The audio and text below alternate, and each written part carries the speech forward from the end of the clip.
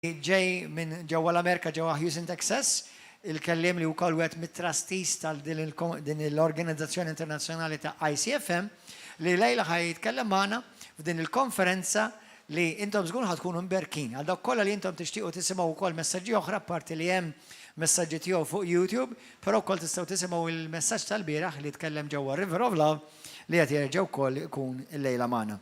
Nagħtuk ċibċib għal darba oħra, għenelqgħu magħna. Thank you, my brother. God bless you. Thank you. Ikun imfahar il-mulay. Translate that. You have to translate it in English. You said it right, brother. Praise the Lord. Imfahar il-mulay. My name is Chas Stevenson from the US. Stevenson, u ġej mill-Amerika. Represent ICFM, Jirrappreżenta l-ICFM, which is the International Convention of Faith Ministries. hija konvenjenza internazzjonali. And I'm also the pastor of Houston Faith Church. Houston Faith Church. I'm the pastor of Houston Faith U Church għal-pastor ta' Houston Faith Church, in Texas, ġewwa Texas, the big state. l-istadju kbir. ICFM is an organization of ministers ICFM hija organizzazzjoni ta' ministri who convene at an annual convention once a year li jiltaqgħu kif tgħidha? Konferenza darba f'sena and meet in regional meetings once a year u jiltaqgħu wkoll f'stadji oħrajn to preach to one another and sharpen one biex another. jipritkaw li xulxin u jisinnu lil xulxin ukoll. And for me as a preacher, U għalija bħala predikatur it's always helped me. dejjem enitni For 21 years, my wife and I have been part of ICFM. li għal 21 sena jienu marti konna parti minn ICFM And every year, I feel equipped. u kull sena nħossni armat.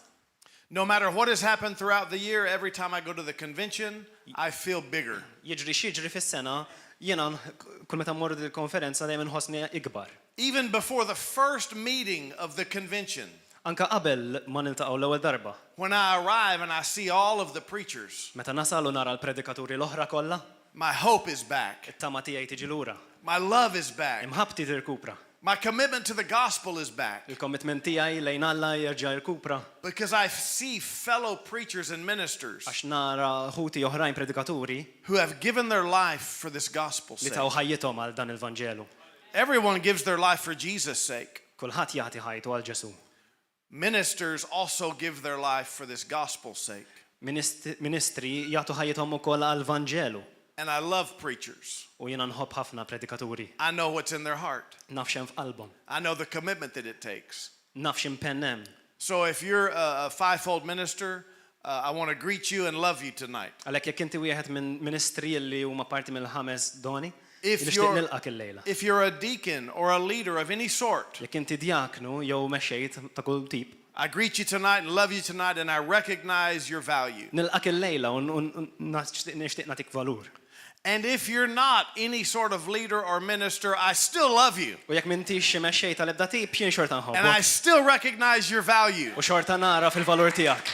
Because everybody in the body of Christ is valuable. Għax kulħadd fil-ġisem ta' Kristu għandu valur. Hallelujah. Halleluja. The face of the body gets all the attention.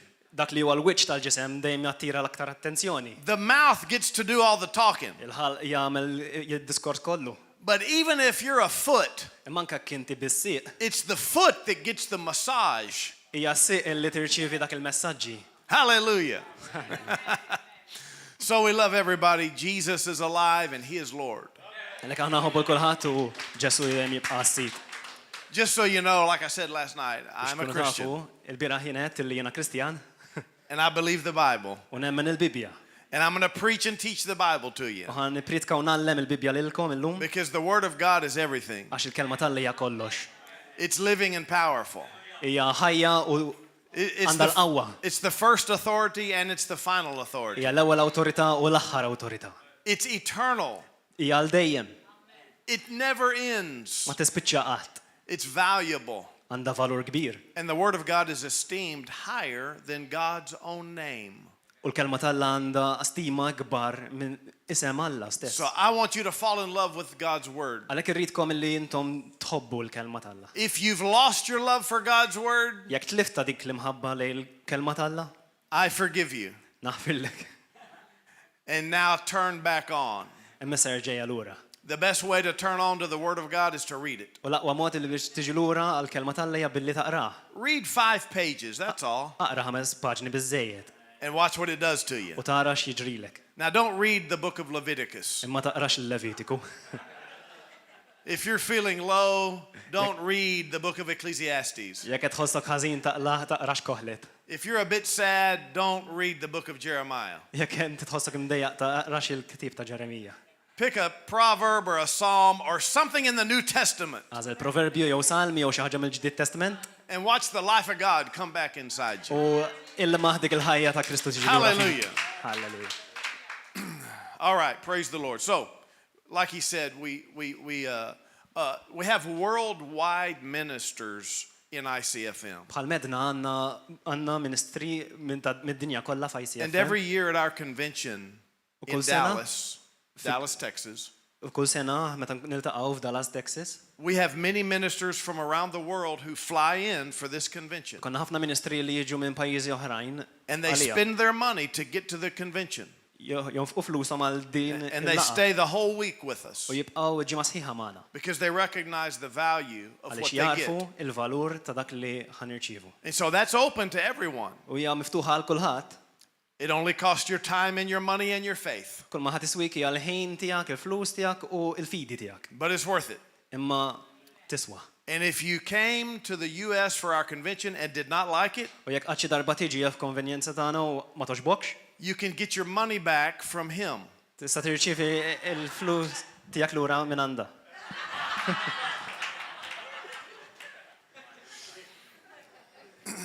Hallelujah.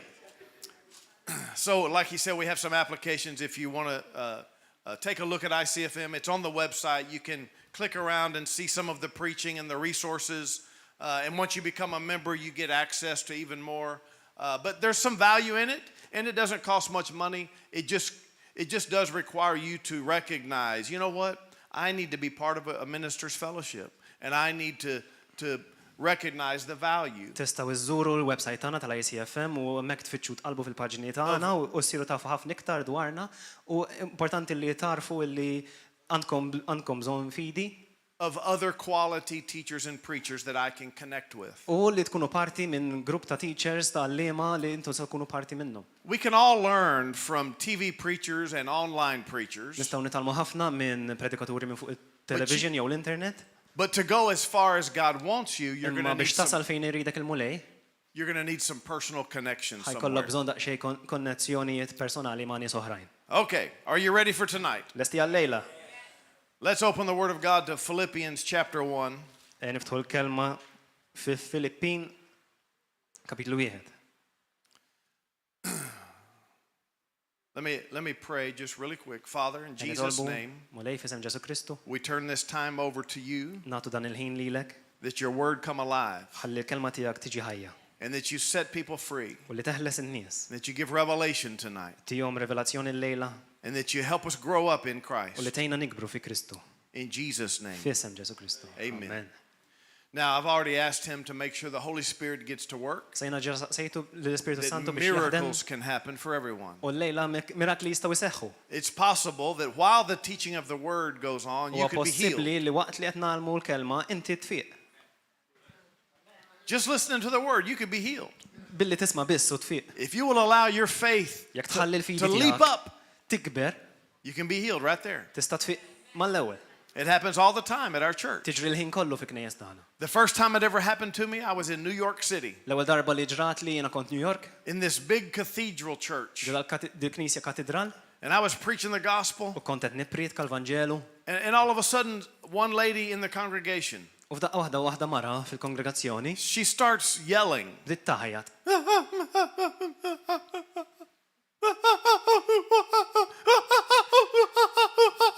And it got so loud Tanġiet taħjat, that I had to stop preaching. bil-fors kelli nieqaf.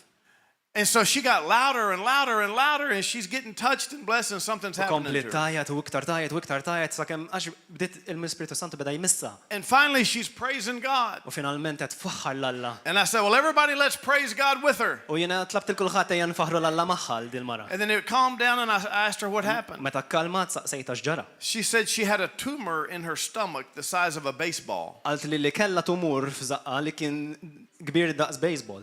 And it just disappeared right during the preaching. U sparixxiet waqt il-pritka. And when she said that, U meta qalet hekk, the whole place jumped up. il-post kollu feraħ. And they came running, U ġew il-qudiem and miracles started happening. u iktar mirakli bdew isiru. And scores of people started getting healed.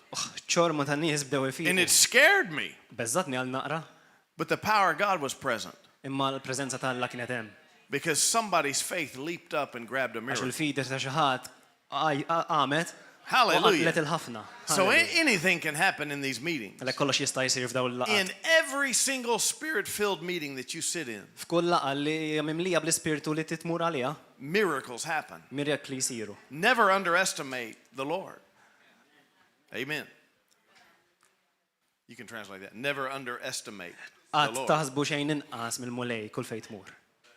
Philippians chapter 1. Filippini kapitlu 1. This is to finalize what we said last night Hawnhekk biex regarding nagħlqu li the għedna local l-bieraħ church. flaxija rigward il-Knisja lokali. Philippians 1 verse 27. Minn vers 27.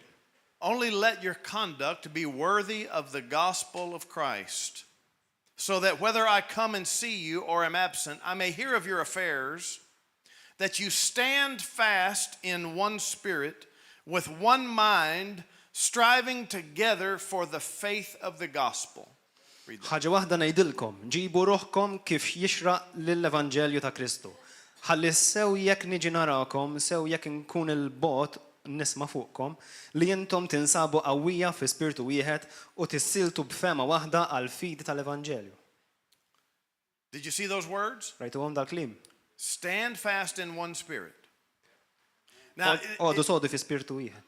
how many of you here tonight are not part of this particular local church? Kemm hawn minnkom li Anyone? dinaw il-lejla li m'intomx parti minn din A il-Knisja. few of you? Okay. So this applies to those you're together with. Mela diħa tapplika għal dawk li inti qiegħed magħhom.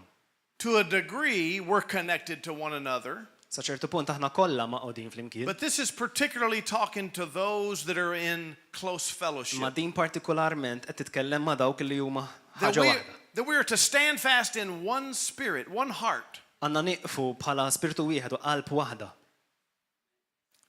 My question is, are you? Mistoqsija tiegħi hija hekk qegħdin intom. Are we striving together Qegħdin nitħabtu flimkien for the faith of the gospel għal fidi tal-Vanġelu with one mind, striving wieħed. together? Every Christian has a duty and a responsibility kull Kristjan għandu obbligu u responsabilità to the Lord Jesus Christ lejn Salvatur Ġesu Kristu to have one heart and one mind with those that you go to church li with. jkollna qalb u moħħ wieħed ma' dawk li n-nies li mmorru knisja magħhom. We will answer for it when we get to heaven. Ħajkonna nagħtu risposta meta mmorru ġenna. Every one of us should be striving together, Kollha kemm aħna għandna nkunu qegħdin nitħabtu flimkien, not striving alone, mhux nitħabtu għal rasna, not sitting at home alone having church every mhux week, bil-qiegħda d-dar u konna knisja hemmhekk, not just learning from every preacher around the world, mhux biss nitgħallmu minn kull predikatur madwar id-dinja nikklikjaw. that's striving alone. Ekk huwa meta titħabet waħdek. What about what's happening at your local church? Imma xi seħ meta fil-knisja lokali. Even if you think the teaching is better around the world, Anka jekk inti taħseb li hemm barra t-talimu ħafna ħjar, this is where God wants you. hawnhekk huwa fejn il-mulej jridek. This is the group you're supposed to be with. Dan huwa l-grupp li int suppost qiegħed miegħu. This is the pastor and teacher and preacher, apostle and prophet that you're supposed to learn Dan from. huwa l-allim, il-profeta, il-pastor li jridek il-mulej tkun magħhom. And your visitation from God depends on you being together. U l-vista ta' mulej magħkom hija li intom tkunu ħaġa waħda So hawnhekk. I'm expecting that Għalhekk jien tonight qed nistenna lil-lejla I'm preaching to all the people that are sincere qed nippritka lin-nies li huma sinċira about the local church.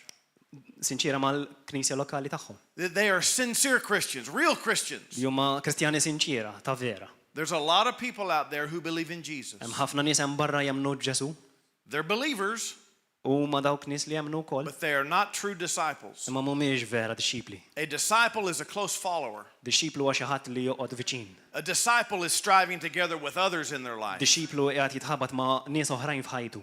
Striving for what? The faith of the gospel. Jistħabbat għal xiex għal fidi tal-Vanġelu. The early church had faith, Il-Knisja tal-bidu kellha ħafna fidi. and then it began to dwindle. Waħda bdiet tonqos. So much that Jude had to remind them. Tant li Ġuda kellu jfakkarhom. Jude said, earnestly contend for the faith Ġuda kellu jgħidilhom ikkomplu tħabtu għal fidi tagħkom that was once delivered to the li saints. kienet xi darba mogħtija lil qaddisin. So the early church got lukewarm pretty quickly. Għalhekk il-Knisja tal-bidu birdet ħafna malajr. We can't afford that. Ma nistgħux naffordjaw dawn. We have to strive together for the faith of the gospel. Irridu nitħabtu għal fidi fil-Vanġelu. That means we must see the Holy Ghost baptize people with power. Li jfisser li rridu naraw l-Ispirtu Santu jammet in-nies bil-qawwa. We must see the name of Jesus cause miracles. Ikkonna naraw l-isem ta' Ġesu Kristu jagħmel mirakli. We must see the power of God in action. Ħajkonna bżonn naraw il-qawwa tal-la fl-azzjoni. We must see instant answers to our prayer. Ħajkonna naraw tweġibiet mal-ewwel għat-talb tagħna. We must see the manifestation of the Holy Ghost. Ħajkonna naraw il-manifestazzjoni tal-Ispirtu We must Santu. have the presence of angels. Irid ikonna il-preżenza tal-anġli magħna. We must have confidence that when we call on the name of the Lord Jesus Irid ikonna Christ, konfidenza qawwija meta aħna nsejħu l-isem ta' Ġesu. He is here. Għax huja ta' And He will do what He said He would do. u ħajamel dak li qal li ħajamel. So we must contend for that. Għalhekk għandna bżonn inħarsu għal dan. And I don't care how many prayers have gone unanswered. Jiena ma importanix minn kemm kien hemm talb li qatt ma ġew mwieġba. I don't care about last year Ma importanix minn sena l-oħra li or għaddiet all your failures. jew l-fallimenti tagħna kollha. We have to contend together for the next one. Irridu nkomplu naħdmu flimkien għal-li ġej. If you've tried to raise the dead and it didn't work, Jekk inti provajt qajjem xi ħadd mill-mewt u ma ħadmitx, do it again. erġa' mela. If you've tried to heal the sick and it didn't work, Jekk provajt fejja il xi ħadd marit u ma Do it ħadmitx, again. erġa' mela. and do it again, U erġa' and do it u again, erġa' and do it u again erġa' mela until it works. sakemm taħdem Because it always works għax dejjem taħdem if you don't give up. jekk ma taqtax qalbek. All right. Okay. So we are earnestly contending for the faith together. Lek aħna kontinwament qegħdin nitħabtu flimkien. I'm talking about real faith toward God. U jien qed nitkellem dwar fidi veru lejn Alla. The type of faith that eliminates all of your anxieties and worries. Tip ta' fidi li ġalek tinsa l-ansjetajiet tiegħek. Not one person in the room should live with anxiety medication. L-ebda persuna fil-kongrazzjoni m'għandu jgħalfejn jieħu mediċina għall-ansjetà. Not one of us Laqqas wieħed should have to deal with anxiety m'għandu għalfejn jitħabat ma' l-ansjetà because we have a God who loves us. għaliex aħna għandna Alla li jħobbna And we have a word that empowers us. u għandna kelma li tina kuraġġ u qawwa He has given us the spirit u għatana spiritu of power ta' qawwa, and of love ta' mħabba and of a sound mind. u ta' moħsan He has not allowed us to continue with a spirit of fear. u ma ħallina qatt waħedna biex nimxu fi spiritu ta' biża'. And anxiety and worry is just a form of fear. L-ansjetà u l-inkwiet hija form oħra ta' biża'. It is time for us to stop being afraid of anything in Wasal this il-ħin life. fejn aħna nifqu nibżaw minn xejn minn kollox. Either you have faith in God for your life, Jekk għandek fidi għal fħajtek falla, or you have worry and anxiety. jew għandek biża' u ansjetà. You cannot have both. Ma jistax ikollok tnejn fl-istess So ħin. when you detect anxiety and worry, Għalhekk meta inti twarrabhom l-ansjetà, you have to judge your own heart trid tiġġudika qalbek. and you have to run back to the Word of God Trid tiġri lura lejn il-kelma ta' Alla to get the faith built up in your biex life tirċievi l-fidi lura. so that you can cast all your cares Biex inti tista' titfa' dak li and kollu so that you importak can minnu smile throughout the day u tista' titbissem tul il-ġurnata kollha so that you're able to say, u tkun tista' tgħid don't worry about it, my God will take care mhux of ħan it. inkwieta xejn fuq dan għax missieri qed jieħu No ħsiebha. need to worry, God will come through this week. M'hemmx għalfejn inkwieta għax mulej ħajwassalni tul No il-ġimgħa. need to even pray for me anymore. God has heard me. He Għasem għalfejn tkomplu titolbu għalija għax has il-mulej answered. semani u diġà għandu r-risposta. You need money in the house? Għandek bżonn il-flus f'darek, Dad and mom? Ommok u missierek should be able to say to the whole house, jistgħu jgħidu l-kulħadd don't worry, tinkwitawx, God will supply. il-mulej ħajprovdi. I connected with him this morning in prayer. Jien tkellimt miegħu dal-għodu fit-talb. I have believed a promise Emmint il-weda tiegħu and I have received the answer. u rċivejt ir-risposta. We will not worry all week. Mhux ħaninkwitaw ġimgħa sħiħa. As a matter of fact, Anzi, mhux talli, we will go out to eat. ħammorru niklu barra. We will go show how excited we are that Ħanuru God kulħadd kemm aħna supplies ċitati everything. bil-providenza ta' Alla. Hallelujah. This is the type of faith Din hija tip ta' that fidi sustains your life. li tkompli tistostinilek ħajtek. Thank you. Okay? So everybody in here believes in God. Għalhekk kulħadd taw ġew jemmen f'Alla, Everybody in here believes the Bible. hawnhekk kulħadd jemmen il-Bibja. Everybody in here has faith. Kulħadd għandu l-fidi hawn ġew. So what's the problem? Għal x'inhi l-problema? Everybody should be healed, Kulħadd għandu jkun infejja, delivered, meħlus and full of joy. u mimli ferħ. And go ahead and practice the joy Ejja part. prattikaw flimkien il-ferħ Go ahead and tal-mulej. practice it. Morru Just prattikaw. say, ha ha ha ha. Etqu. Go ahead, go practice it. Ha ha ha ha. Joy, joy, joy. Ferħ, hallelujah. Just go ahead and practice it. Prattikaw issa stess. Okay, he did it. You didn't do it Daw yet. qed jagħmluha, Your daw husband did Clara. it. You do it now. Go ha ha ha ha. Well, she's smiling anyway. Praise Qed the Lord. titbissem għall-inqas. Come on, you got to have some joy by Għandkom faith. bżonn li jkollkom ferħ. You got to tap into the joy of God by faith. Għandkom bżonn takkwistaw il-ferħ Don't you tal-Alla believe you're full of the bil-fidi. joy of the Holy Dawk li Ghost? temnu li għandkom il-ferħ tal-Ispiritu Santu, Act like it. aġixxu Come on, bħala. glory to Ejja, God. għatu glorja l-Alla. Come on, it's all true. Hallelujah. Hallelujah. That's just an example of you have to live Dan huwa this. biss eżempju, u dan għandna bżonn ngħixuh. You can't walk around if you're filled with the Holy Ghost, you can't. Ma tistax timxi bidwejja jekk għandek l-Ispiritu Santu fik. I need prayer.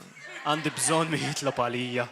No. What you need is some scripture. Kum għandek bżonn hija And l-Skrittura. you need some faith. U għandek bżonn naqqa I fidi. ain't praying for you if you look like that. Mhux ħanitlob għalik jekk inti qed tidher. You need to look up and listen to me. Għandek bżonn tħares il-fuq. Jesus is u about tisma' to set minni. you free. Għax Ġesu ħajjaħilsek. Hallelujah. Hallelujah.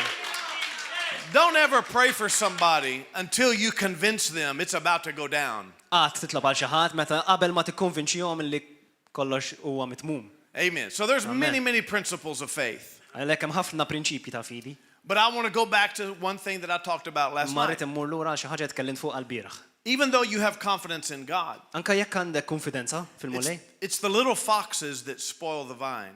huma dawk lil pup żgħar li igerfxu il-merħla. Well, you didn't know how to say fox? A vine. It's those little hints of doubt Huma dawk il-momenti ta' dubji that bother your faith. li telfu l-fidi tiegħek. Something somebody said, Xi ħaġa li xi ħadd qal, disappointments from the past, diżappunti tal-passat, uncertainty if God has heard me. inċertezzi jekk Alla semakx. And also, sometimes it's that we don't understand U God. anka Right. kultant aħna ma tantx nifhmu l-mulej. And so when the question arises, why did this bad thing happen? Għalhekk meta l-mistoqsija tiġi għalfejn il-ħaġa ħażina ġrat. Why hasn't my prayer been answered? Għaliex it-talb tiegħi ma ntwiġibx. Where was God when things went wrong? Fejn kien Alla meta kollox mar ħażin. And then somebody says, Mbagħad xi ħadd jgħid, aha, God has a plan for this. esten il-mulej pjan għal dan. God allowed this suffering Il-mulej ħalla dan is-sofferenza for these reasons. għal dawn ir-raġunijiet. You've heard those things, right? Kemm il-darba smajnihom sew? Even Christians will start to blame you for stuff. Anka Kristjani oħrajn jibdew jwaħlu fik ħabba ċerta affarijiet. It's because you did that thing you did. Għax int għamiltek l-aħħar darba. We did that as children. Aħna milna dan bħala tfal. When one child would fall and hurt themselves Meta xi tifel jaqa' jweġġa', and then have another problem the same day, u mbagħad fl-istess ġurnata tinqala l ħaġa oħra, the friends would say, ħbibu jgħidu, it's because you did that thing the other day. għax l-aħħar darba għamiltek int. God's getting you back. Il-mulej tipattijilek. But is that true? Ma di vera? No, and you cannot teach Le. your children that U way ma either. tistax tallem l-ulidek hekk. God did not cause you to suffer because of what you did. Alla ma ħallikx issofri għal xi ħaġa li għamilt. He does not punish us for our sins nor reward us for our iniquities. Ma jikkastiganix għal dak li għamilna ħażin jew Leave God out of it. anzi ħalli l-Alla barra mill-istampa. But then somebody else says, Ma mbagħad xi ħadd ieħor jgħidlek God is in control. il-mulej għad fil-kontroll. We dealt with that last night. Tkellimna fuq għall-bieraħ. Well, you can say it if you can find me a scripture. Tista' tgħidlek jekk issib skrittura waħda li taqbel miegħha. And really, you got to find me 2 or 3 U scriptures. verament għandek bżonn itqallaq isib li To make a tnejn jew doctrine out tlieta of it. biex nagħmlu dottrina But you fuqha. can't. Imma ma tistax. Isn't that right? U x'hekk. Okay. And then somebody else says, but God is sovereign. U mbagħad xi He ħadd is ieħor sovereign. jgħidlek Alla jista' kollox. When do they say that? Meta jgħidu hekk? They say it when something bad happens. Jgħidu hekk meta jiġri xi ħaġa ħażina. When something is confusing. Meta xi ħaġa ma nifhmuhiex. When something seems wrong. Meta xi ħaġa tidher ħażina. We don't know. Ma nafux, God is sovereign. Alla jista' kollox. Like he has this plan. Bħal m'għandu dan il-pjan Alla, Everything happens for a divine reason. kollox jiġri għal raġuni. You hear it that way sometimes. Nismaw hekk kultant. Well, I just believe everything happens for a reason. Jiena nemmen li kollox isir għal raġuni. Implying that it's a divine reason. Timplika li dak li ġara b'mod divin. You ever heard that before? Qatt smajnieh da. Well, I just believe everything happens for a reason. Jiena nemmen li kollox isir għal raġuni. And yes, many things happen for a Iwa, reason. u ħafna affarijiet isiru għal raġuni, But the reason could be imma raġuni tista' tkun because you did something stupid. li int għamilt xi ħaġa bla sens. It could be because of a choice you made. Jista' jkun ħabba deċiżjoni li int għamilt. It could be something other than God. Tista' tkun xi ħaġa ultre minn Alla. Because if it's a bad thing that's Għax happened, hija xi ħaġa ħażina li ġrat, it's never from God. mu qatt minn għand Alla. It's never from God. Qatt minn għand If a Alla. bad thing happened to you, Jekk it's xi not ħaġa from ħażina God. ġrat, mhux tort We Alla. read last night, only good gifts come from above. Rajna l-bieraħ affarijiet tajba biss jiġu minn għand Alla. Open your Bible to Psalm 145. Iftħu l-Bibja f'Salmi wieħed. Psalm 145. 145.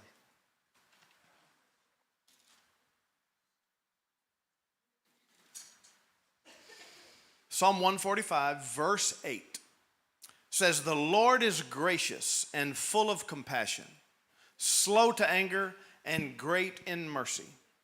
The Lord is good to some people." No, the Lord is good to all. And his tender mercies are over all his works. Min vers 8 jgħid twajjeb u ħanin il-mulej. Idum biex jadab u kollu tjieba. Twajjeb ma ċertu nies. Le. Imma hawnhekk jgħidlek li huwa twajjeb ma kulħadd il-mulej. Tjubitu fuq kull ma għamel. Kull ma għamilt irodlok ħajr mulej. Ibirkuk il-ħbib tiegħek kollha. The Lord is slow to anger, and he's great in mercy, and he's good to all.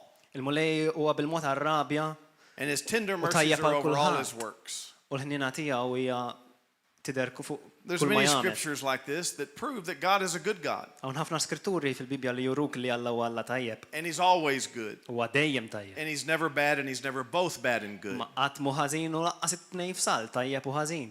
And I have to keep saying it so that everyone will get it into their heart, U ħajkolli nkompli nirrepetija ħalli So kulħadd that we- inżilha f'qalbu. so that we can defend God's character. Ħalli nistgħu niddefendu l-qudiem il-karattru veru tal-Alla. Because people think that God can do anything he wants, anytime he wants, to anyone he wants. Għax ċertu nies jaħsbu li Alla jista' jagħmel li jrid, x'ħin irid, u ma' min irid. But I'm here to tell you, he cannot do anything he Ma jnijataw wants biex to ngħidilkom anyone, illi ma jista' jagħmel xejn ħażin. anytime. Qatt. Because he has set some limits for himself. Għax hu waqqaf ċertu limiti għalih nnifsu. There's one thing that God cannot do. Hemm ħaġa waħda li Alla ma jistax jagħmel. Do you remember the scripture? Tiftakruha skrittura. God cannot lie. Alla ma jistax jikdeb. That means if he has said something, Għalhekk tfisser illi jekk hu qal ħaġa he can't take it back. ma jistax jirritorna If lura. he's made a promise, Jekk għamel weda he cannot go against that ma promise. jistax jiksru. And so if God were to put sickness on you, Għalhekk jekk Alla kellu jitfa' xi tip ta' mart fuqek, he would have lied when he said, "I am the Lord that healeth you." ikun gideb meta qal li jiena Alla li jfejqek. So he can't do both. Għalhekk ma jistax jagħmel iż-żewġ affarijiet A f'salt. kingdom divided against itself cannot stand. Saltna maqsuma fiha nfusa ma tistax tiqaf. So for someone to think that God has put sickness on them Għalhekk biex xi ħadd jaħseb li Alla poġġa xi tip ta' mart fuqhom, and they come for prayer u mbagħad jiġu għat-talb to ask God to heal them, biex jisaqsu lill-istess Alla jfejjaqhom, doesn't make any sense. ta' m'hemmx sens. If you think God put that on you, Jekk inti taħseb illi Alla tefa' dak il-mart fuqek, I'm not going to go against God. jien mhux ħammur kontra Alla. You're on your own, buddy. Ħallek waħdek hawn. Go to the hospital and wait it out. Mur l-isptar u stenna hemm. But see, that's wrong Le hawn xi żball. because God did not put it on them. Għax Alla ma poġġiex dak il-mart fuqek. But you have to know that Imma inti għandek bżonn tkun tafa so dik. that throughout your Christian life, biex għalhekk f'ħajtek bħala Kristjan, maybe you go through a season where you're not as disciplined and faithful. forsi tgħaddi minn staġuni li ma kontx daqshekk ubidjenti u And fidin. then tragedy occurs. Mbagħad jiġrilek xi traċedja. You need to have enough confidence to run to God Irid ikollok biżejjed konfidenza li taħrab tiġri lura lejn Alla instead of running from God. milli bil-kontra taħrab il-bot minn Alla. You cannot believe that God is both your troublemaker and your Ma deliverer. tistax temmen illi Alla huwa dak li joħloqlok il-problemi u dak li jeħilsek. He's only the Savior. Huwa biss is-Salvatur. God is not the troublemaker, the tester, the hardship creator. Mhuwiex Alla li jaħloq il-problemi jew li jġib momenti jibsin He għalina. is the Savior, the healer, the deliverer, Huwa Salvatur li jfejja u li jeħles and the Father of His children. u missier għal ulidu. Hallelujah. He's only good. Halleluja. So, if you think about it, Għalhekk jekk taħseb ftit. we do believe that God is sovereign, Aħna nemmnu li Alla jista' kollox. Okay. Iwa. as long as we use the right definition of sovereign. Sakemm aħna nagħtu definizzjoni vera ta' xi tfisser jista' kollox. Sovereign is not found in most translations of the Bible. Kelma sovranità ma tantx issiba fil-Bibbja That moderni. word's not even in there. Laqas biss qed hemmhekk. Sovereign is not even in there. Kelma sovranità mhix qegħdin. In the King James Version, it's in there one time, Fil-verżjoni King James qed hemmhekk darba. but it's in a scripture that says His kingdom rules over all. U qiegħda miktuba f'sens fejn tgħid li l-saltna tiegħu taħkem fuq kollox. And there is no scripture that says God is U sovereign. laqqas hemm skrittura waħda li tgħid li Alla hu sovran. And there's no scripture that says for an answer to the suffering, God is sovereign. U laqqas hemm xi tip ta' skrittura li tgħid għal kull sofferenza Alla huwa sovran. Why did these terrible things happen to Israel? Għalfejn ġraw ħafna affarijiet ħżiena lill-Iżrael. Never does it say because Qatt ma God is jgħidlek sovereign. għax Alla jista' kollox. Sovran. God is sovereign has turned into a black hole Alla sovran il-kelma ġiet qisha toqba that unlearned Christians throw every question into. li Kristjani mhumiex malma jitfgħu kollox ġo fiha. We don't know why, but God is Ma sovereign. nafux għala imma Alla jista' kollox. We're going to trust Him anyway, Ħanafdaw xorta waħda. even though He had some part in this terrible plan. Anka jekk jidher li qisu ħawwa xi ħaġa We're going to kontrina. trust God anyway. Ħanafdaw xorta. That's not right to do. Hekk ma nix It's nagħmlu. good to trust God anyway. Huwa tajjeb li tafdaħ xorta There's going l-Alla. to be a lot of things in life that you don't understand Ħajkun why and all hemm the ħafna affarijiet details. f'ħajtek li ma tafx għalfejn And seħħew. you're going to have to keep a faith in God. U ħajkollok bżonn iżomma dik il-fidi You're going to f'Alla. have to endure through the pain and the suffering. Ħajkollok tgħaddi minn dawk l-ġieħ. But do not insinuate that God planned Imma that for your tinsinwax life. qatt li Alla poġġik f'dik il-sitwazzjoni. In the world, you will have tribulation. Fid-dinja ħaj jiġu But it tribulazzjonijiet. never says God will give you tribulation. Imma qatt ma jgħidlek li Alla ħajġibhomlok dawk The devil it-tribulazzjonijiet. gives us tribulation. Repeat. The devil gives us Ix-xitan tribulation. iġibilna The tribulazzjonijiet. world gives us tribulation. Dinja tina tribulazzjonijiet. People give you tribulation. Nies oħra jtuna tribulazzjonijiet. But God never gives you tribulation. Imma Alla qatt ma jtina minn dak. He prepares you for it, Jippreparak għalija, but He never throws it in your way imma qatt ma jitfaħħilek fi triqtek. because He's the help. Għaliex hu dak li jgħin, He's not the troublemaker. mhux dak li waqfek. So sovereignty means Alek- highest authority. Sovranità tfisser l-ola awtorità. God is the highest authority. Alla huwa l-ola awtorità. I agree with that. Jiena naqbel ma dan. Just like a king in his own kingdom, Bħalma he has re. the highest authority. Bħalma ref saltnatu huwa l-ola awtorità, But sovereignty does not mean that he's the total puppet master of every event. ma sovranità ma jfissirx li huwa xi tip ta' li qed jagħmilna pupazzi u jagħmel bina li jrid. God is not manipulating every good and every bad thing. Alla ma jmanipolax kull ħaġa tajba jew ħaġa ħażina. And then somebody says, yeah, but he didn't cause it, but he allowed it. U xi ħadd imbagħad jgħidlek li le ma kkawżaħiex imma Like, permettija. oh, very religious Illallu sounding. kemm tinstema' reliġjuża dil ħaġa. No, Le, God did not allow it on purpose either. Alla ma permettix li sir apposta. He did allow it. Vera permettija. His power did not stop the suffering, Il-qawwa tiegħu ma waqfitx but not is-sofferenza. because he wanted that. Immissa xu ritek He didn't allow it on purpose. ma ħallijiex isir apposta. Rather, he was forced to Anzi, allow it kien sfurzat li jkollu jħallija. because of a lack of faith, minħabba nuqqas ta' fidi, because no one called upon his name, minħabba li għax ħadd ma sejjaħ għall-ismu, because of choices, minħabba deċiżjonijiet, because of other ħżiena, reasons. minħabba mit raġuni oħra. Because God can't do things until somebody trusts him. Għax Alla ma jista' jagħmel xejn sa la darba xi ħadd jafdah. So yes, he allowed it by default. Għalhekk isu jiġi jidher li kellu jħalliha. But let's not blame things on God's sovereignty. Immejja ma nwaħħlux kollox. Like let's say this, let's fis-sovranità say t'Alla. a parent Imma teaches ngħidu their hekk. child Ġenituri jgħallem il-uliedu and keeps commanding their children, u jibqa' jikkmandhom biex don't run in the house. ma jiġrux fid-dar. Don't run in the house. Tiġrux fid-dar. Don't run in the house, you're going to break something. Tiġrux fid-dar se tkixru xi ħaġa. Well, Imma just like these two, bħalma jagħmlu datnej, they play around in the house jibqgħu jilagħbu d-dar, and something gets broken xi ħaġa tinkiser.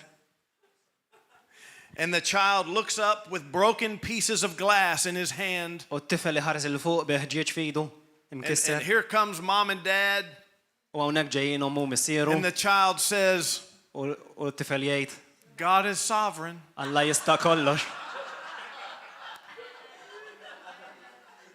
What can you say? X'tista' tgħid? This was his plan. Dan kien il-pjan tiegħu.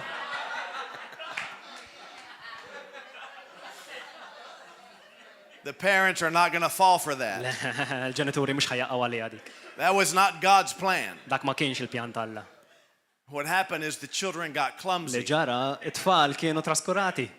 Just a human accident. Huwa aċċident ta' bniedmin li huma. Same thing happens to adults in cars. L-istess jiġri għalina l-kbar bil-karozzi hemm barra. When two cars try to occupy the same spot at the same time, Meta żewġ karozzi jippruvaw jokkupaw l-istess post. An accident Fl-istess ħin occurs. jiġri aċċident. in this world things go wrong. F'din dinja affarijiet Don't jiġru blame ħżiena, God. twaħħalx falla. Wasn't on God's map. Ma nafux dik il-mappa talla. Was not on God's calendar for you. Ma kienx parti bil-kalendarju talla He li. knew it beforehand, Kien jaf li ħassir. and he minn might qabel. have tried to help you steer clear. U probably minn ħafna drabi That's prova another part of javita this. ħilek. That people ignore the voice of God sometimes Dika difett tagħna li aħna ninjoraw when il-vuċi he's tagħna. trying to warn us away from Meta trouble. qed jipprova jafżana biex nitilqu mit-trabil li ħajġi. But let's not blame car accidents on the will of God. Imma ma nwaħlux f'aċċidenti ta' traffiku fil-rida talla. Things in life just go wrong sometimes. Affarijiet f'ħajjitna ħajġru ħżiena. So I've got five in that book called God Why. F'dak il-ktieb li għandi jismu God Why, I've got 5 categorical reasons why bad things actually happen. għandi 5 kategoriji għal fejn jiġru affarijiet And ħżiena. none of them are because God wanted them to U happen. l-ebda waħda mija għaliex Alla rieda jsirek. The first reason why anything goes wrong L-ewwel anywhere raġuni is because of the fallen earth. hija minħabba id-dinja mwaqqa li Sin għandna li ngħixu entered fiha. the earth. Id-dnub daħal fid-dinja, It was supposed to be paradise here. kellha tkun qisha ġen noħra hawnhekk. No death, no trouble, no sadness, no Bla tears. mewt, bla nkwiet, bla mart, bla xejn. Perfect. Perfetta. But when Adam and Eve Imma sinned, meta Adam u Eva dinbu, the earth got off tilt. id-dinja nxeqilbet. And now it's pretty good. Earth life is pretty good U issa anke llum l-ħajja hija tajba until it's not. sakemm m'għadix. Things go wrong. L-affarijiet jiġru kontrina. I call it the glitch. Insejjaħilha glitch. Is that the word We y'all don't use? have that. You don't have that word? No. Like a computer bug. Bħal Get meta that? computer jiġilu ħaġa ħażina. What do you call it? Computer virus. We love computers Aħna joġbuna computers until there's a virus. sakemm għandek virus fih. A virus has snuck into the earth. Virus daħal ġod dinja tagħna. And so things go wrong simply because of that. U għalhekk ħafna drabi affarijiet imorru ħażin minħabba dan. It's the reason for storms, Hija raġuni għaliex konna maltempati. certain catastrophes in the earth, ċertu katastrofi fid-dinja. hurricanes and tornadoes, Hurricanes u trombi, tsunamis. tsunamis. Let's not blame God for storms. Ejja ma nwaħlux falla għal maltemp. I should pick on the storms. Għandi bżonn naqbad fuq Because every il-maltempati. time a big storm Għaliex kull darba li maltempata causes kbira devastation, toħloq chaos, what do the Christians do? il-Kristjani x'jagħmlu? God's punishing those people. Alla tikkastighom il dawk. It happens in our territory all the time because of hurricanes. Tiġri fit-territorju fejn jgħixu huwa minħabba dawn l-urgani li jsiru. A hurricane hits New Orleans, Orogan jaqa' fuq New Orleans. And the Christians and the Christian radio. Il-Kristjani u r-radio Kristjan. And Christian preachers and prophets. Predikaturi Kristjani u profeti. God is punishing New Orleans for Alla Bourbon Street. tikkastiga New Orleans. Bourbon Street's where the party stuff goes on. Dan huwa post fejn jisiru ħafna parties. Don't ever say that kind of stuff. Le qattejdu hekk. When Hurricane Katrina hit New Orleans and devastated it. L-Urgan Katrina laħaq lil New Orleans u ħalaq katastrofi Back in 2005. fl-2005. That's what was said. Dak li ntqal. But if you really examine what happened Ma jekk there, teżamina verament x'ġara hemmhekk. the evil street was left high and dry. Dik it-triq li fejn il-parties ma ġrala xejn. And churches were devastated. Knejjes u mbagħad binjiet tal-knejjes. The whole city except the party district. Il-belt kollha ħlif dik il-biċċa fejn jsiru l-parties kienet imkisra. But people want God to be punishing sinners. Imma n-nies iridu li Alla jikkastigahom il-midinbin. When the tsunami hit Sri Lanka Meta t-tsunami laqat il-Sri Lanka in 2006, I think. fl-2006. 2006, I think. When the tsunami hit, they said, Meta ġiet tsunami qalu God is punishing them because it's a Muslim land that has rejected Christ. Alla qed jikkastigahom għaliex hija art Musulmana u rrifjutawh lil Alla. That really makes me mad. Li tifrustrani di. God is not sending storms to punish cities. Alla mhux qed jibgħat mal-tempati biex jeqret l-artijiet. He's sending the gospel to save U qed cities. jibgħat il-Vanġelu biex isalvhom il dawk in-nies. God is not sending tornadoes and catastrophes and droughts Alla mhux jibgħat trombi katastrofi to punish sinners. biex jikkastiga l-midinbin. He's sending missionaries to save Qed sinners. jibgħat ilhom missjonarji biex isalvawhom. Every year, a hurricane goes through Haiti. Kull sena Orogan jgħaddi minn Ħejri. And I realize Haiti has some old witchcraft and voodoo U jien stuff. nirrealizza li hemm għandhom ħafna vudu u saħer. But God has sent many missionaries, and there are many Christians Imma there. labat ħafna missjonarji u Kristjani hemmhekk They're working to save li souls. qed jaħdmu biex isalvaw ir-rwieħ. They're doing their best to build the kingdom of God Jagħmlu and l-aħjar help biex people. jibnu s-saltna. How would a missionary feel Kif jħandu jħossu mhux għad missjonarju if God has sent a hurricane li to kieku Alla destroy batu Orogan biex ikisser the very people He sent them to save? l-istess nies li ġabhom se jħilhom biex jagħmlu dax-xogħol. It doesn't make any sense. Ma tagħmilx sens. So be very, very careful to never, Għalhekk kunu ever attenti ħafna biex blame storms ma on tweħħlu God's punishment. mal-tibbata ma xi tip ta' kastik minn għand Alla. Amen? Amen. Hallelujah. He's a good God. Alla u Alla tajjeb. And He's always good. U għadejjem tajjeb. And He's not punishing sinners for their U sins. mhux qed jikkastiga And He's not l-midinbina punishing għad-dnub tagħhom. America Mhux qed jikkastiga l-Amerika for their sins. għad-dnub tagħhom. And He's not punishing Malta Mhux for its jikkastiga sins. l-Malta għad-dnubit tagħna. Why is that? Il-għala da? Because the very moment Jesus Christ was born, Għax il-moment li Ġesu Kristu twilet, the angels declared it. l-anġli ddikjarawha. A big change occurred. Bidla kbira seħħet. In the Old Testament, God had to punish the heathen all the time. L-Antik Testament Alla kellu jikkastiga l dawk li ma jemnux The il-ħin very kollu. moment Jesus was born, Ma everything l-moment changed. li Ġesu twilet, And the angels were declaring, glory to God in the highest. u l-anġli bdew jiddikjaraw glorja l-Alla fl-oli ta' smewiet. Peace on earth. Paċi fl-art, Between God and man. Peace bejn on Alla u earth. l-bniedem, paċi fl-art. Goodwill toward man. U rida tajba għal dawk li huma tajbin. Because Għal dawk li God huma nies. sent His Son, Għax Alla bat il-libnu, He can restrain His hand of punishment. jista' jwaqqaf issa id ta' There's a day kastik. of punishment coming, Ġejja ġurnata ta' kastik, iva, but not today. ma mhux illum. There's a day of vengeance. There's a day of punishment. There's a day of wrath coming. Ġejja jum ta' rabja, ġejja jum ta' ġudizzju, And that's why we're trying to save people so they can escape it. u għalhekk aħna qed nippruvaw nsalvaw in-nies ħalli jistgħu jaħarbuha dik il-ġurnata. Here's a way to think of it. Hemm mod tajjeb kif taħseb In dwarha. the Old Testament, the Fl-Antik punishment Testament, and wrath of God was mentioned about 60 times. il-kastik u r-rabja hemm semmija madwar 60 darba. In the New Testament, Fil-Ġdid Testament it's mentioned 2 times tissemma darbtej and only refers to the punishment of evildoers in the last day. u tirreferi biss għal ħażin li jagħmlu l-midinbin fl-aħħar ta' fil-ġudizzju.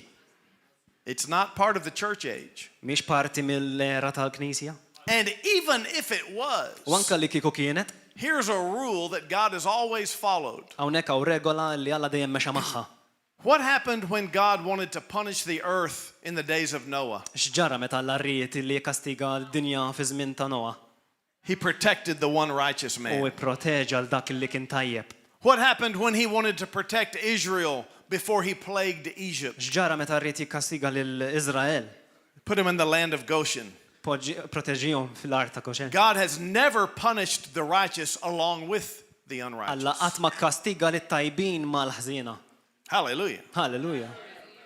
Even Abraham, Anka when he talked to God Abraham. about Sodom and Gomorrah, Meta tkellem dwar Sodom u Gomorra, God said, I'm going to destroy the cities. Alla qal jien ħankisserhom dal-ibliet. Abraham said, wait, Abraham jgħidlu if sten, there's 50 righteous, jekk hemm 50 tajbin, don't do it. tagħmilix. God said, if there's 50 righteous, I Alla won't jgħidlu do jekk hemm it. 50 jew ma Whoa, nagħmilx. whoa, 45. U jekk hemm 45, Okay, I won't do it if ora there's jekk hemm 45 righteous. 45 40. ma nagħmilx. U jekk hemm 30. 40, 30, Can I get a 25 and a 20 and a 15 and a 25, 10? 20 u 15 jew 10. 10 if there's 10 righteous, You can can- you spare the cities? 10 tajbin. God teħilsom. would have allowed Sodom and Gomorrah Alla kien iħalli li Sodom u Gomorra to stay safe jibqgħu sikuri if there had been 10 righteous, kieku kien hemm 10 tajbin. because he does not destroy. He Għaliex does hu ma not destroy jkissirx the righteous with the unrighteous. lit-tajbin mal-ħżiena. Abraham probably should have gone on down to 1. Abraham mistu kompla But he nieżel sto- għal he sakemm stopped wasal at għal 10. wieħed, imma waqaf sa He 10. stopped at 10. But I want you to realize this. Ma rridkom tirrealizzaw. Malta Malta has way more than 10 righteous. għandha ħafna iktar minn 10 tajbin It will never be harmed by God. u qatt ma ħadd tiġi kastigata The minn United Alla. States has way more than 10 righteous. L-Amerika hemm ħafna iktar minn 10 It will never be destroyed by God. u qatt ma ħadd tiġi meqruda minn He will Alla. never send a storm to Washington, D.C. Qatt ma ħajjibgħat xi tip ta' maltemp lejn to, Washington to penalize America biex jikkastiga l-Amerika for how it treated somebody around the world. għal mod ta' kif trattat il xi ħadd madwar id-dinja. People say every time that America makes a policy that doesn't favor Israel, ċerta nies jgħidu li kull darba li l-Amerika ma taħroġ policy li ma tagħmurx favur l-Iżrael, God sends a storm to devastate a portion of the United States. Alla jibgħat maltempata biex jaqret parti mill-Amerika. La, I cannot allow that to be said. ma nistax inħalli din tibqa' tintqal. God would never harm my city Alla qatt ma ħajweġġa l-belt tiegħi for the sins of Washington, D.C. aħabba dnubiet ta' belt oħra. Okay? If God was destroying everybody who messed with Israel, Li kieku Alla kien qed jeqret il-kull min prova jmiss l-Iżrael, why is Germany still allowed to għalfej exist? Ġermanja għadha teżisti. Why are all the Arab countries still allowed to have Għalfejn a country? il-pajjiżi Arab għadhom hawn. Because right now in this church age, Għax bħalissa fl-era tal-Knisja, God is not destroying nations. Alla mhux qed jeqret in-nazzjonijiet. He has paused that Huwa waqaf milli jagħmel hekk until the church is over, sakemm il-Knisja until tispiċċa, the rapture, sakemm il-ħatfa, until Daniel's 70th week begins, sakemm il-ġimgħat ta' Daniel until jibdew the tribulation 7 years starts, u s-seba' snin ta' tribulazzjoni jibdew until the final battle of Armageddon, u l-aħħar battalja ta' Armageddon when he will crush every nation that has come against Israel. fejn hu ħajkisser kull saltana li tiġi kontra Iżrael. That's a future prediction, not a current event. Hija xi ħaġa li ħassir fil-futur u mhux issa. You follow me? Qed And naqblu? that's why there is still wars going on over Għalhekk there. illum ma taw gwerer isiru. Do you realize Tirrealizzaw that Israel could wipe everybody out li like Iżrael that? jistgħu jeħilsu minn kulħadd hekk, They could demolish every country around them. jistgħu jfarku kull pajjiż madwarhom. Even if the United States didn't help. Anke jekk l-Istati Uniti ma jgħinuhomx, But it's not time for that. imma mhux ħilħin. God has used our civilized world Alla uża id-dinja ċivilizzata tagħna to control that from happening biex jikkontrolla dik milli tisir. until the gospel has been preached everywhere. Kemm il-Vanġelu jixxandar kull Because imkien. right now, the main goal Għax issa l-an prinċipali is to save sinners huwa biex insalvaw and il-midimli disciple Christians u niddixxiplinaw il-Kristjani and build his church. u nibnu l-Knisja tiegħu. Hallelujah. Halleluja.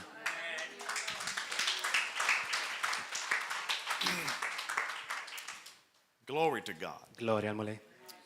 Does everybody believe this? Kulħadd jemminu dan. Okay, this is what delights us and keeps us safe and sane. Dan huwa dak li ferraħna u jżommna moħħna hemm. Hallelujah. So does everything happen for a divine reason? Għalhekk kollox isir għal raġuni divina? No. Everything happens for a reason. Kollox isir għal raġuni. It's because you believed. U għax inti emmint. In the Bible, it's because you didn't believe. Jew għaliex ma emminx fil-Bibja. Because of your faith. Minħabba l-fidi tiegħek. Because of your unbelief. Minħabba nuqqas ta' fidi tiegħek. That's what the Bible says are reasons Dawk huma raġunijiet bibliċi for blessing or failure. għal barkiet jew telfin. According to your faith, you're healed. Kont il-fidi tiegħek inti mfejja. According to your little faith, you sank in the water. Minħabba nuqqas ta' fidi tiegħek inti There are tereq. reasons. Hemm raġunijiet. But it's not because of God's divine, unalterable plan. Imma mhux għax Alla divin jista' kollox jew għandu pjan li ma jistax jiċċaqlaq. And this even goes all the way till the end, predestination. U di tista' tmur anke għal fl-aħħar. Some say that God has appointed a day for your death, Il-kelma tgħid li Alla appunta ġurnata għal mewt tiegħek. that He has planned your death day, Li hu pjana l-ġurnata tal-mewt tiegħek. and you can't do anything about it. U ma tista' tagħmel xejn. If it's my day, if it's my time, I'll Biex go. tevita, jekk dik hija ġurnata u l-jum jiena mmur. But we who know the Bible know that's not true. Imma aħna li nafu l-Bibja nafu li ma tgħidx hekk. Oh, no. He promised me long life. Le, u wedni ħajja twila. He will satisfy me with long life. Ħajsudisfani b'ħajja twila. I'm going to have length of days and long life and peace. Ħajkolli ħajja ta' paċi twila. If I walk according to His word, Jekk jien nimxi skont il-kelma I get to tiegħu. fulfill my assignment, finish my course. Irrid inwettaq xogħli. They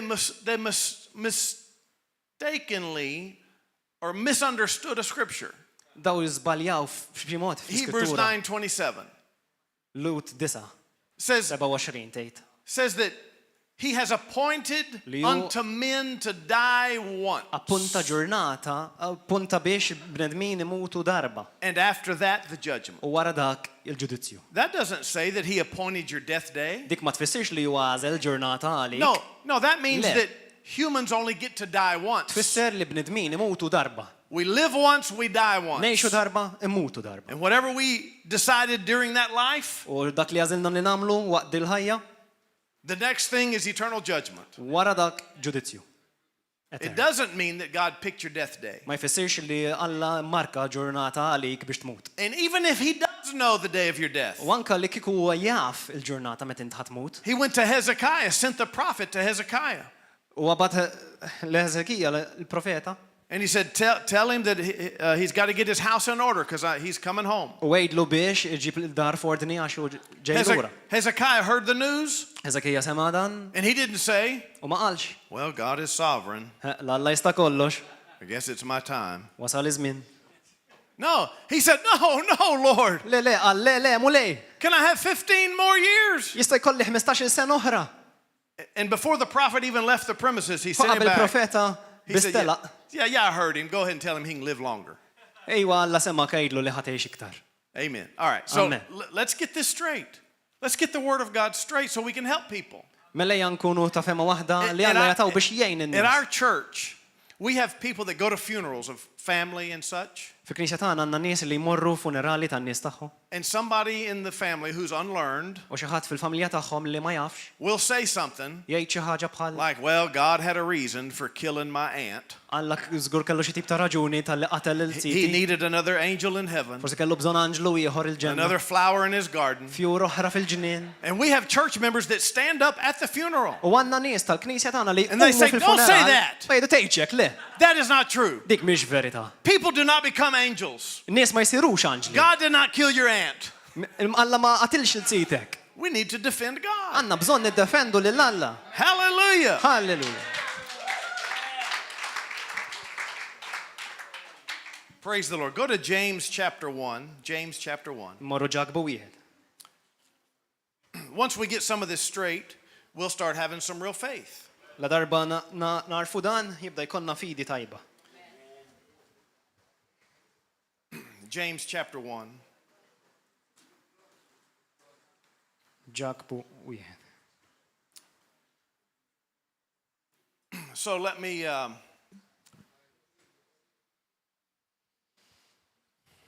me give you three of the categories. So the first category Ħantikom for tliet why kategoriji. bad things actually happen Għalfejn affarijiet jisiru ħażina. is because of Huwa the għax glitch. Din The bug, the virus. il-glitch, il-virus li tkellimna dwaru. The second reason for bad things happening is a lack of knowledge. It-tieni raġuni hija nuqqas tarfin. Hosea 4:6, my people are destroyed for lack of knowledge. Ħożeja 4:6, il-poplu tiegħi jinqered minħabba nuqqas tarfin. Another scripture says, my people have gone into captivity because they have no knowledge. Skrittura oħra tgħidlek li il-poplu tiegħi jinħakem minħabba nuqqas tarfin. So people, even Christians, might suffer because of what they don't know. Għalhekk nies anke Kristjani ħajsofru minħabba dak l-affarijiet li ma jafux. That's why you must learn the Bible fast. Għalhekk għandek bżonn titgħallem il-Bibja malajr. You got to read it and you got to hear it and you got to read it and you got to hear it over and over as fast as you Għandek can. bżonn taqra, għandek bżonn tismaħħa, għandek bżonn taqra. And you got to get revelation in your heart. Sakemm iġġib revelazzjoni f'qalbek. The third reason for bad things happening, you would know the answer, it's the devil. It-tielet raġuni għalfejn jiġri ħaġa ħażina lilek hija minħabba x-xitan. The devil is the causer of the evil and the suffering and the sickness Ix-xitan and huwa dak li disease. kkawża l-mart, il-ħażen u traċedji kollha. But there are entire denominations of Christians Hemm denominazzjonijiet sħaħ ta' who Kristjani can go on and on and on about how God allowed this and did li this and all jistgħu these komplu bad jgħidulek things għalfejn Alla għamel dan il-ħażen u dan il-ħażen. and never once mention the devil. U laqqas għad-darba jisemmu x-xitan. But we know the devil is the Maħna causer. nafu li l-kaġun huwa x-xitan. What we have to be careful of is not to magnify the devil too big. Li rridu noqogħdu attenti aħna li ma nkabrux li x-xitan tant. Well, the devil's after me and the devil's after me and the devil's X-xitan after me. and the tiġri devil's warajja, after jien me. għandi xitan ġewwa I ħajti. just don't know. I'm scared of the devil. Jiena nibża mix-xitan.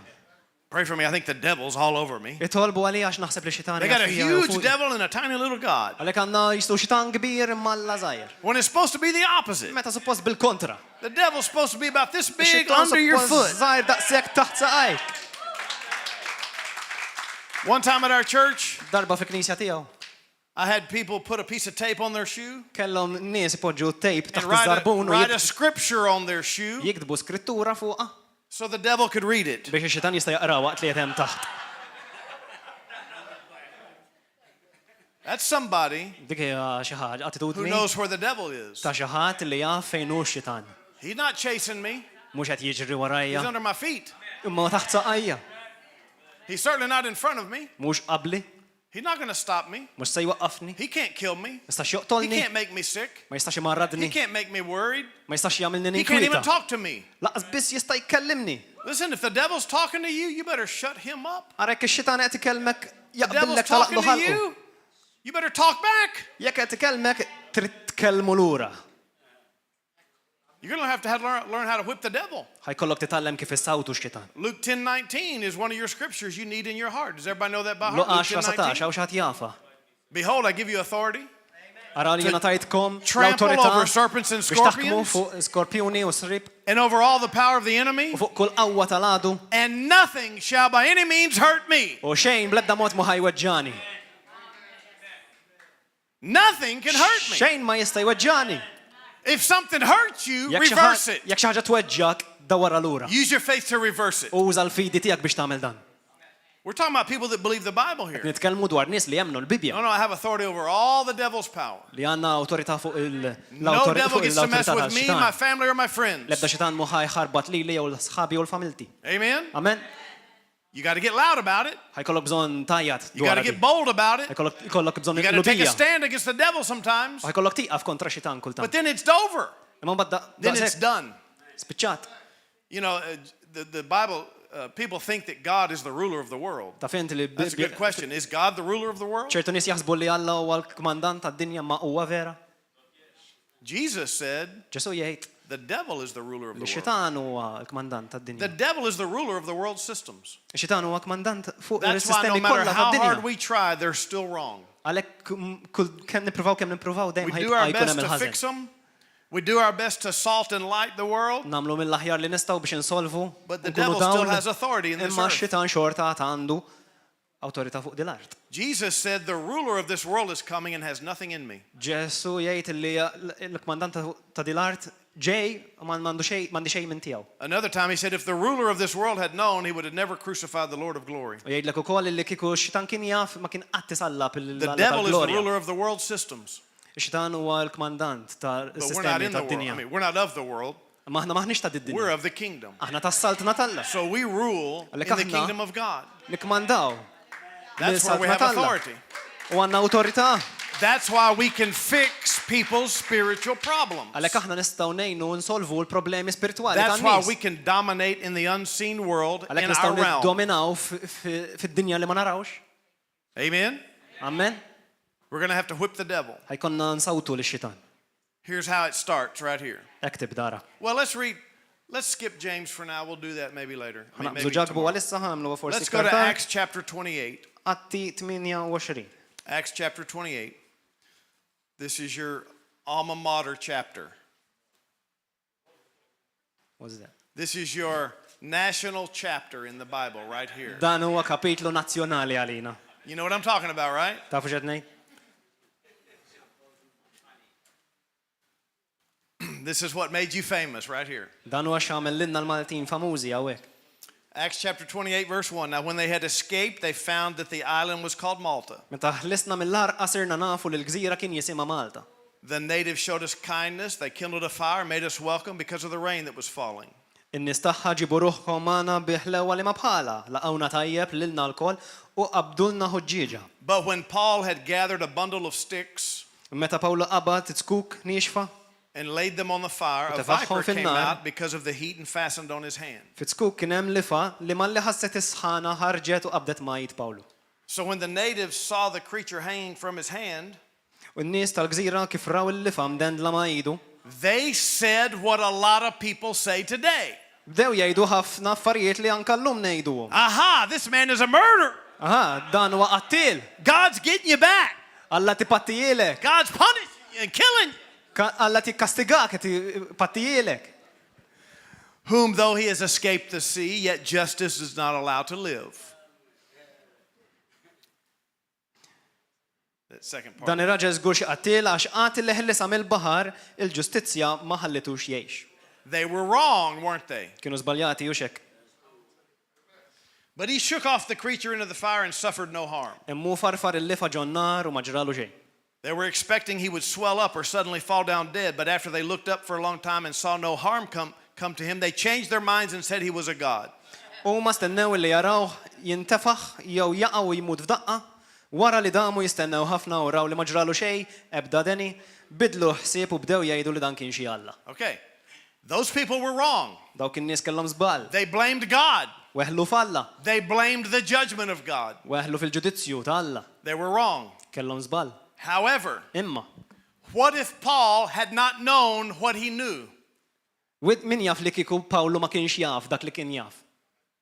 What if Paul had not had faith in the name of Jesus? Min jaf kieku Pawlu ma kellux fidi fl-isem ta' Ġesu? What if Paul had not had confidence that he has power to tread on serpents and scorpions? Min jaf li kieku Pawlu ma kellux l-erf li jista' jaħkem fuq skorpjuni u srid? What if Paul had not known that he could shake it off and feel no harm? Min jaf li kieku Pawlu ma kienx jaf li jista' jfarfar għall-lifa u ma jħoss xejn? Because he knew the words of Jesus that nothing shall by any means hurt you. Imma x'kien jaf il-kelma ta' Kristu, kien jaf żgur li xejn ma jista' What if jweġġa. he did not know that? Min jaf li kieku ma kienx jafu dan? He would have died. Jaf kien imut. And everybody would have thought that God killed him. U kulħadd kien jaħseb li Alla qatlu. It's important for us U importanti to għalina have faith in God li jkollna fidi f'Alla so that God can get glory biex instead Alla of blame. jirċievi glorja u mhux tort. Hallelujah. Halleluja. How do you think Paul knew that? Kif taħsbu li Pawlu kien jafu dan? Because he knew Mark 16, Għax hu kien jaf Mark 16. where Jesus said, in my name, Fejn Ġesu jgħid li those fismi who believe will speak in tongues. dawk li jemnu jitkellmu bilsna. If they drink any deadly thing, it will not hurt them. Jekk jixorbu xi valenu ma jagħmilhomx They will ħsara. cast out demons. Ħajkeċċu xjaten. They will take up serpents. Ħajaqbdu srib bidejhom. Meaning if they get accidentally bit by a snake, it Ġifieri won't jekk hurt them. waqt li qed jagħmlu dan serb jikdimhom, And they'll lay hands on the sick and they will ma recover. jġrilhom xejn, qegħdu jdejhom fuq il-morda u jfiqu. He knew that. Kien jaf dan Pawlu. Do you know that? Inti tafu dan. If a snake bit you, what would you do? Kieku serb jikdmek x'tagħmel. Are you prepared? Lest għalija. Are you prepared? Aħna lesti għalija. If something touches you, Li kieku xi ħaġa tmiss what are you going to lilek. do? X'ħadd tagħmel? Call the intercessors. Ħanibżgħu ngħidu sejjaħ il ta' fuqna. How confident are you? Kemm għandek konfidenza? How close to God are you about Kemm these int viċin things? ta' Alla? What if the doctor's report comes? Min jaf kieku il-rapport tat-tabib jiġi? Oh my gosh, everybody pray. Il-mar li kulħadd plis jitolbu. I'm not looking at anybody. Mhux qed nħares lejn ħadd. I'm just challenging everybody. Imma qed niċċallenġa l kulħadd. Be prepared. Nisfida l kulħadd. Kunu Have lesti. faith in God. Ara li kolkom fidi Get ready. falla. Kunu lesti, kunu preparati. Trouble's coming. Id-deni ġej. What are you going to do when it comes? U x'ħadd tagħmel meta tiġi? Ħanfarfru. I'm going to shake it off. I'm going to shake it off. Nfarfruha. I'm going to shake it off. Taqqa minn fuqna. You ought to shake some of your troubles off right now. Għandkom bżonn tagħmlu dan issa Go ahead and stess. stand up. Farfru, qumu minn hemm. Why don't you shake off some of your troubles right Farfru now? naqa minn dan id-deni li Why għandna don't fuqna. you pick something Aħseb fuq ħaġa that you have authority over, li and għandek awtorità fuqha. why don't you shake it off? U rridek taħles minna If tfarfara. you've been sad and depressed, why don't you Jekk shake that off? id-dwejja jew Come on, shake depressjoni, that off. No, farfara no, minn no, fuqek. no. Itlaq. If you have infirmity, sickness, any infirmity, Jekk għandek xi tip ta' marti jew infermità. out, shake that off. Barra, itlaq minn Shake it fuqi. off. Shake it off. Farfara minn fuqek. If you have lack in your bank account, Jekk għandek nuqqas woo, fil-bank. shake that off. No, fil-bank not me, not fil-account me, tal-bank. not Neħħija minn me. fuqek. Mhux jien. Come on, you need to do it. Come Come on, on, hey, not rridu me, nagħmluha. not me, not me. Farfru mhux jien. I have a full supply. Jien għandi providenza, għandi supply kbir. Għandi maħżen nimli.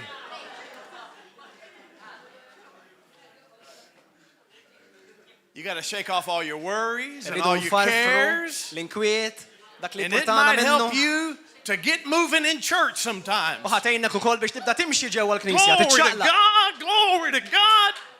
Glorja għal mule. You got to shake off Idu nfarfru dan. your temptations. Tentazzjonijiet No, no, tagħna. no, no, no, no. Le, le, le. Le, le, le, ma uh-uh. rridhomx, ma jmissux miegħi. How much do you believe it? Kemm hawn minnkom temnu How waħda? much do you believe Luke 10:19? Kemm Mark temmen lu 16. 10? 19. James chapter 1. Mark 16. Romans chapter 4.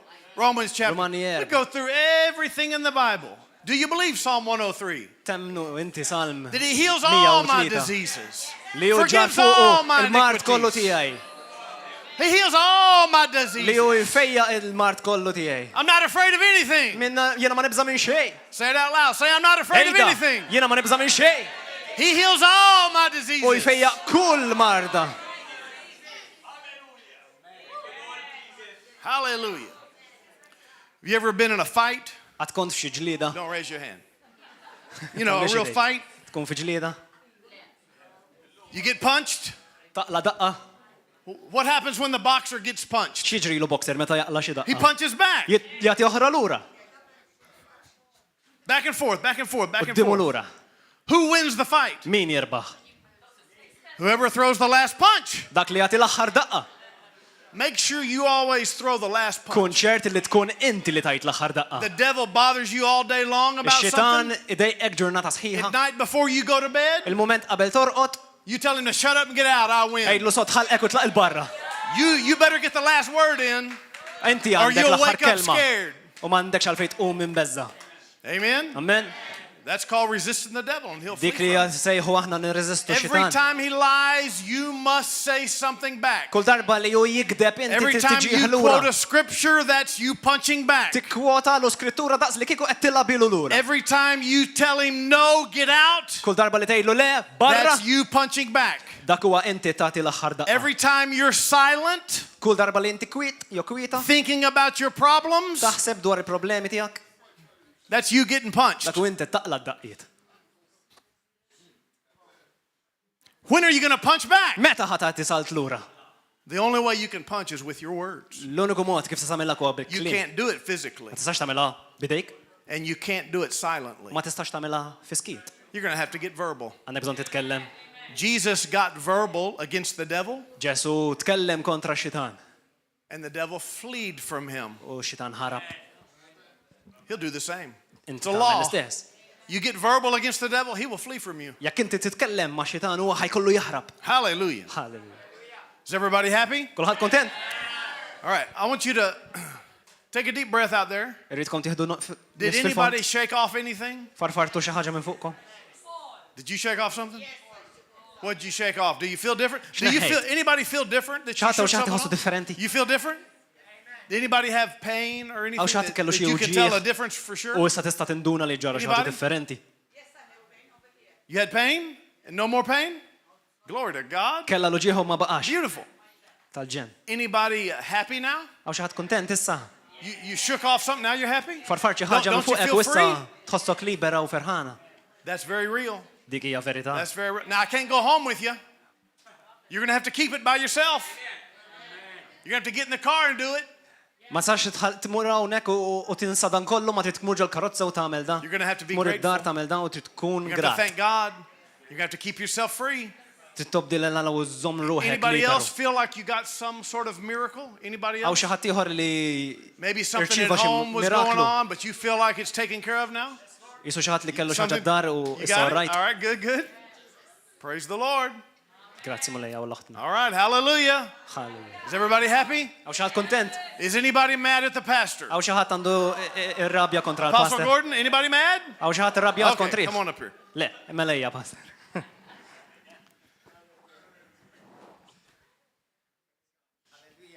Well, praise God. Hallelujah. Gloria għal mulejja, alleluja. Wonderful word. Praise God. Very encouraging. Kelma sabiħa ta' koraġġ. Maybe we should sing that song, Faith is the Victory. Forsi għandna nkandaw dik, fejt iż dik. Amen. Hallelujah. Come on, let's sing it. The victory. Faith is the victory. Oh, glorious victory that overcomes the world. Oh, faith is the victory. Faith is the victory. Oh, glorious victory that overcomes the world. Oh, faith is the victory. Faith is the victory. Oh, glorious victory that overcomes the world. Hallelujah. Oh, Faith is the victory. Faith is the victory. Oh, glorious victory that overcomes the world. lift it up now. Oh, Faith is the victory. Faith is the victory. Oh, glorious victory that overcomes the world. One more time. Oh, Faith is the victory.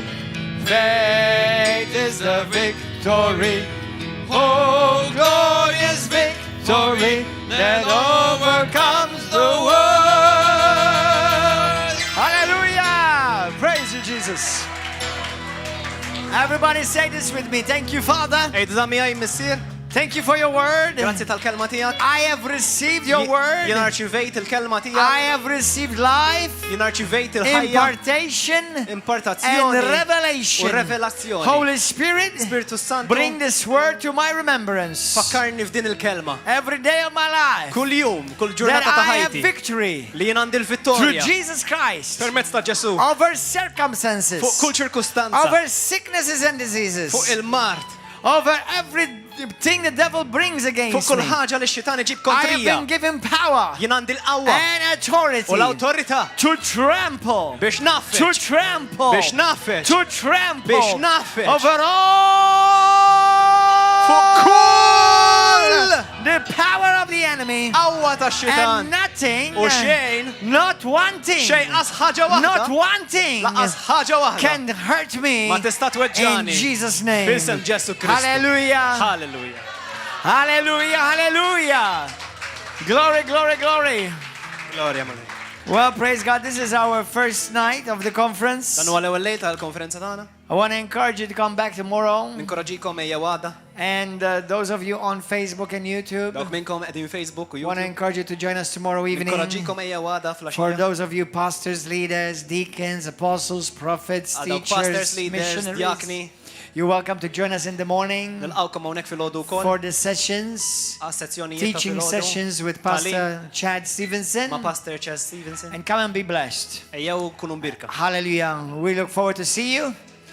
God richly bless you. Nistennew li narawkom Remember dalwaqt. that Jesus Birkom Christ il-mulej. is Lord. Ftakru li Ġesu għas. Hallelujah. He loves you. Jħobbok. He cares for you. And He Jimportax died minnek. and rose again Mietu reġaqam. for you. Għalik. If you put your faith in Him, Poġġi l-fidi tiegħek you will fih. never be the same again. Qatt ma terġa' tkun l-istess In Jesus' iżjed. name. F'isem God Ġesu bless you. Kristu. See you here tomorrow. Paċi magħkom. Hallelujah. God bless you, everybody. Hallelujah. If you need